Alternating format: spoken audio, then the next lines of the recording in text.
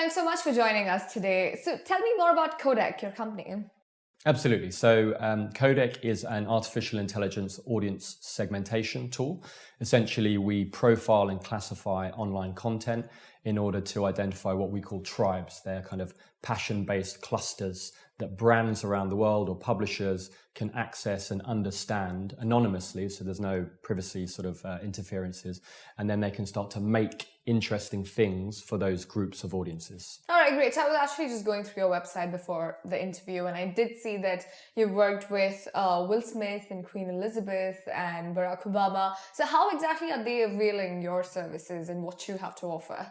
So essentially, we primarily work at the moment with brands or high-profile sort of communicators or public figures or publishers, anyone who wants to understand what a certain type of person within a certain audience grouping would like to receive online.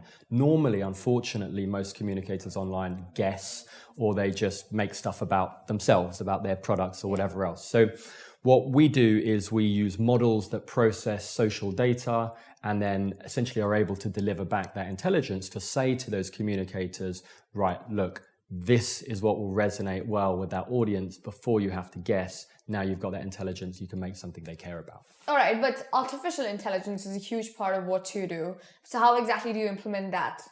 So we use a series of methodologies that can cluster together those audiences based on their content interactions. So what accounts do they interact with? What content do they interact with? And those two things will essentially give us a picture of what they care about. So we're using the sort of the machine learning technologies to move beyond them having to actually say, I'm particularly interested in hockey or rugby or football. We can sort of classify the content, and then when individuals interact with that content, they fall into a cluster which we can process and provide intelligence around. Right, so I think there's this one major confusion that a lot of people, including myself, we've had, which is the difference between AI and machine learning and data sets and big data. Let's not get into all of that, and deep learning for that matter. But what is the difference essentially between AI and machine learning? So machine learning is a subset part of artificial intelligence, and artificial intelligence is the big umbrella, broad term for essentially anything where you're trying to mimic or simulate human intelligence. Right. Machine learning is what's got people very excited about artificial intelligence in the last 10 to 15 years. And really, that's a reflection of the explosion of sort of different forms of data that we've got now. So in 2020, we will have 50x the amount of data that we had even 3 years prior in 2017. So essentially what machine learning is algorithms whose performance will improve as they learn and train themselves on more and more data. So that's basically mathematics and probability then? Yeah, it's about, essentially it's about the ability of a machine and an algorithm to repeat over and over again, kind of make thousands, millions, billions of mistakes every single second, which human beings can't do, and then start to sort of be trained either by an individual or sometimes sort of generally by themselves to start to say, were we right when we thought that this was the case, or were we wrong? And over time, that sort of repetition takes place and in theory gives us ever more intelligence and insight. Right, so it's a predictive software then. That's right. Great. So in terms of use cases, specifically in this region, where would you say that AI has the maximum potential and opportunity? Yeah, I mean, there are certainly a lot of areas where it's being used. Some of them are more exploratory, more about innovation. Some of them are actually about getting results. So we've seen some really interesting cases around sort of finance, local banks like Mashreq and Leave digital banks who have been actually training data to try and identify fraudulent activity versus non-fraudulent activity. And when a third of people in the region have reported that they've been the subject of fraud, the time and the cost and the user experience improvement that comes from that is really, really profound. But we're also seeing it used across sort of logistics. Actually in the region in Dubai, we have Firo, which is the world's first voice-powered AI agent to try and take away some of the rote, repetitive, monotonous human work around end-to-end logistics. We've seen that in the region. We've seen it around hospitality and construction. So there are some really good use cases there, and I'm pretty excited about that. But do you think we're ready to deploy AI in the social sectors like healthcare and education? Because I don't think there's room or space for any mistake in these sectors specifically, right? I think that's a key point that, you're dealing with people's health or their sort of future well-being and prosperity. I think it's maybe a bit of a misnomer to think that we can be reckless and innovative in certain areas when it's just business, and that we can't be when it comes to sort of individual social issues. Actually, we need to be quite principled and quite thoughtful about how we deploy AI in both areas. All the good use cases of AI in the business sector have been well thought out and have kind of really been with regard to a proper strategy. You identify a business problem, you ask if you have the right data, you make sure you've got the right data scientists to actually sort of use that data for that problem, and then you measure. Mm-hmm. It's exactly the same if we're dealing with social issues. So when it comes to healthcare, yes, absolutely. A lot of content now is sort of online, and that includes educational content. Yeah. And the ability to tag that content and label that content could, in theory, and in some instances, is already being used to offer more personalized, bespoke experiences for people who want to learn online. All right, so now just getting to the opportunities then that lie in AI. How exactly do you think businesses, companies, individuals, and countries, of course, can benefit by using AI effectively and efficiently? Yeah, I mean, broadly speaking, the excitement for businesses and governments and individuals around AI is that it can save time, it can reduce costs, it can reduce some error, kind of human error. At the end of the day, machines don't get tired, they don't arrive at work with baggage from their home lives, whatever else. And those areas are all interesting. They basically fall into a sort of cost saving or efficiency or automation. That's where most of the energy and emphasis, most of the press coverage all goes on that. And I think that's obviously an area. I think more interesting is where you're actually trying to drive a positive outcome. So you're trying to increase revenues, you're trying to increase margin, you're trying to improve a customer's user journey or their experience online or something like that. That's really the area that is exciting. And I think as well, we'll start to see AI move out of just being in areas of sort of simply rote repetition and into more human areas, sort of assisting and augmenting creative decision-making, strategic decision-making, sort of being a bit of a partner for humans. That's the really exciting stuff. Right, so at this point, do you think it is possible to turn data into tangible value? Do you see that happening in the near future? Absolutely. I mean, we are at Codec one of thousands, millions of businesses who have understood that data is essentially the new way to get a competitive edge. Yeah. That information is data and information is insight, and insight is what you do to achieve something better for yourselves and for your customers.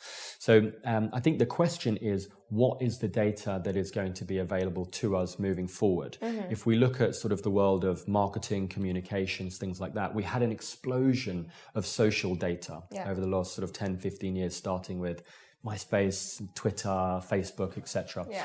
And now we've seen regulations start to come in Europe, in America, in Asia, probably in the region also soon. And it's starting to close off a little bit of that social data. So now, in AI, the big debate is essentially, does the value come from the data or from the algorithms that process the data? Right. What I think we will start to see a little bit more is a kind of acknowledgement that you need to start to build the right algorithms that can get good insights, because this data here will either become commoditized, everyone has access to the same data, or it will start to be or continue to be regulated away down to a lower amount of data. And this is where I think companies will find their competitive edge. Yeah, especially with Cambridge Analytica and everything that's been happening of late. I mean, I think that Absolutely. Is a possibility, the second option you said. But speaking of data, there's another problem that we need to address, which is corrupt data. Mm-hmm. Not all data is clean right now that we have. So is there a filtration process to just filter out the corrupt data and just get out clean data and data sets? If only it was that easy. So that really is one of the key jobs of companies that want to work with data and use machine learning and artificial intelligence, is to have the data analyst there who can actually label that data, who can clean that data, who can make sure that the data is being refreshed and brought in a decent way at the right sort of cadence for the decisions that they're trying to power with that data, and then data scientists to analyze and kind of build out the models and the algorithms that can process that data. There is no one-stop shop approach to that. If you're working with companies off the shelf and trying to avoid doing that yourself, you're actually losing a lot of the purpose of doing it, which is to learn and to hold that intelligence in your organization. Yeah. So no, I don't think there is an easy approach there. I think that the other issue is not just sort of unclean data, it's just inaccurate data or unrepresentative data. Huge problems in certain areas where gender bias in the data that's analyzed, particularly in pharma and healthcare. You're actually 51% more likely to die of a heart attack if you're a female, because a lot of the gender that's used in the drug trials has been processed on men.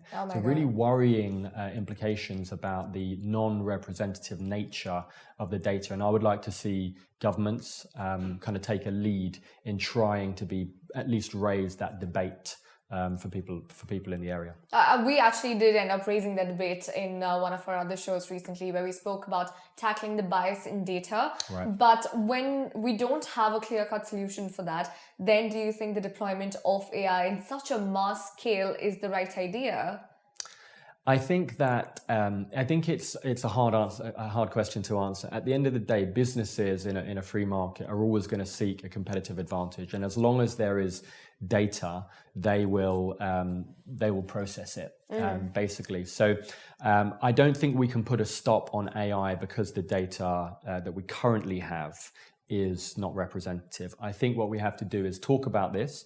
I think we have to think, and maybe there's a role here for regulation in ensuring that where data, at least in sensitive areas around health, for example, is used, we can trace back the origins of that data, and we can sort of see kind of its etymology. Was this representative? Who collected this and why did they collect it? And that is what I think gives us essentially what we're talking about is a reasonable supply chain that starts with representative data. And I think that the same way we analyze all supply chains, we can analyze the data and AI sort of supply chain. For sure, but that's obviously the first step of the problem that we've discussed with AI and the algorithms itself and the data sets that's present for that. But the second problem is one of the examples we've seen that the media has been talking about recently is weaponized AI, where it's being used just in the wrong ways. And if it goes in the wrong hands, it can be catastrophic. How do you address that? I think it's one of the issues of our time. I genuinely do. I think that we saw with Cambridge Analytica, we saw an absolute flagrant misuse of data. Almost by design, intentionally, from the setting up of that business, there was always an attempt to essentially exploit the naivety and the ignorance of most people. So the only good thing is that we have learned from that as regulators, as society, and as businesses, I think, and I hope as well. And we've started to realize that if you approach that, it's not a sustainable way to start a business, is to kind of essentially steal or misuse the consents that you get for data. You have to be thinking about building a long-term business. And I think that what I see now, kind of across different regions internationally, to be honest, is a recognition that if you're building an advantage nefariously, no one will actually buy your service because they will be the company that buys that service, that stand to be penalized or regulated. So I think now there's a wider awareness that's coming in, thanks to the terrible activities of bad actors in the past. All right, let's talk about the cooler things now. Super intelligence. Yes. Are we going to see Terminators on the streets? Not in my lifetime, not in our lifetime, I would say. I think that there is a lot of hype about sort of so-called super intelligence. I think lots of people stand to benefit from that hype, whether it's the people writing the stories or the people being covered in those stories.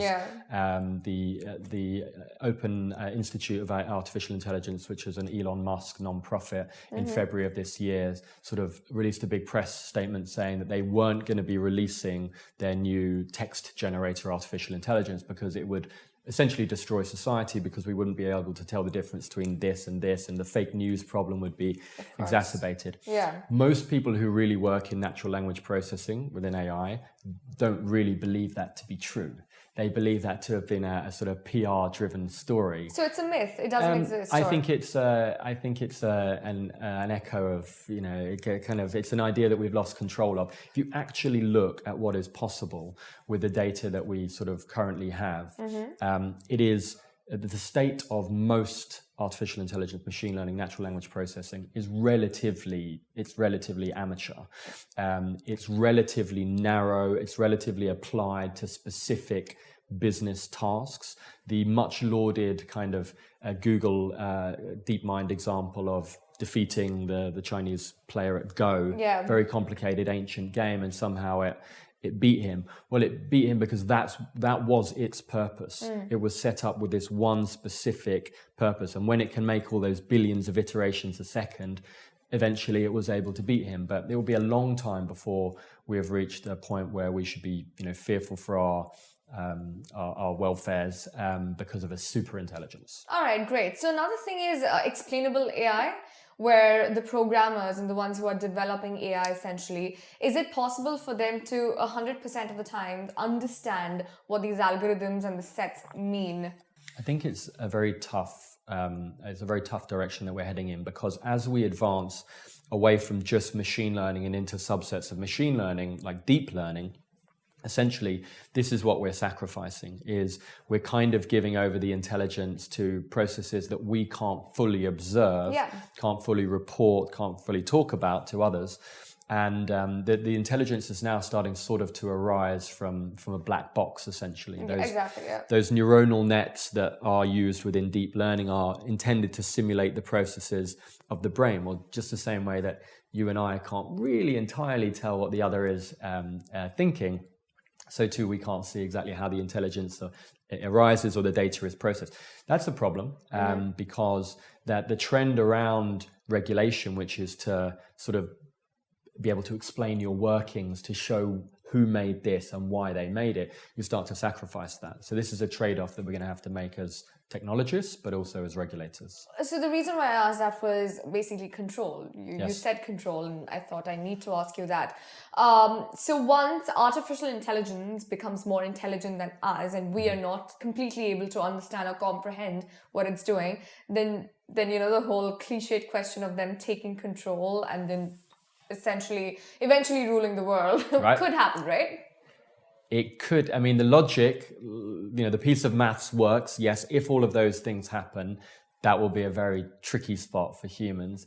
I think that for us to be truly worried about that now, we would have to see a little bit more evidence that we're not just at super intelligence, that we've even got a form of general artificial intelligence. We're not there. Neither of those truly exist at the moment. What we really have is lots and lots of applications of so-called narrow artificial intelligence, where mainly machine learning is used to automate and repeat a specific task, and then eventually the human who's been involved in training the data to help that automation sort of starts to step back.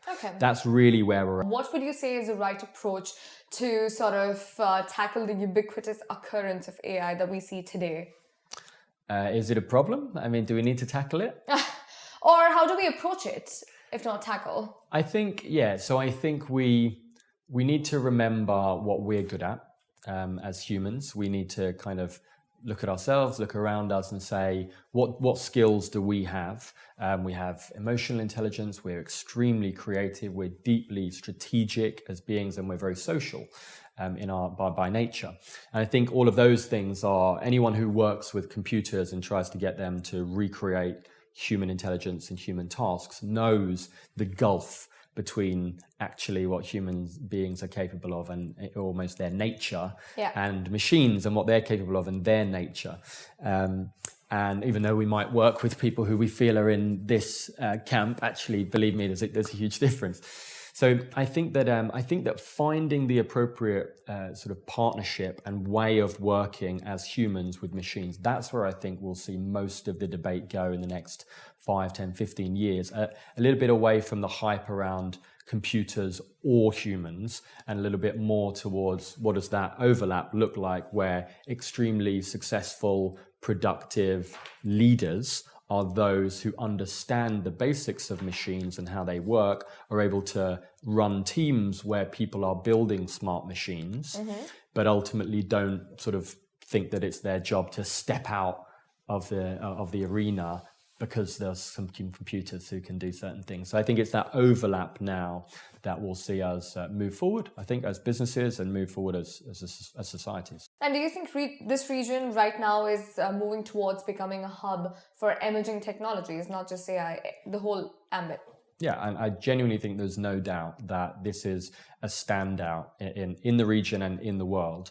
There are the obvious things like the appointment of a minister for artificial intelligence. Now, that's really important. It's not, for me, that's not just a PR thing. That's about mainstreaming. I used to be a lawyer, and in law, they have a concept of mainstreaming where it doesn't just mean that people are aware of it. It means that every time you talk about what's next, someone puts their hand up and says, what are the AI or the machine learning implications of this? And could we think about this differently? Yeah. That's what happens when you mainstream a topic. And that appointment for me mainstreams AI into the agenda for the Emirates. Right. And I think that's what we'll start seeing in the private sector as well, is either people who are appointed at a C-level or formally or more informally who will put their hand up and say, have we thought about this through the lens of technology? Have we thought about where AI could be useful here?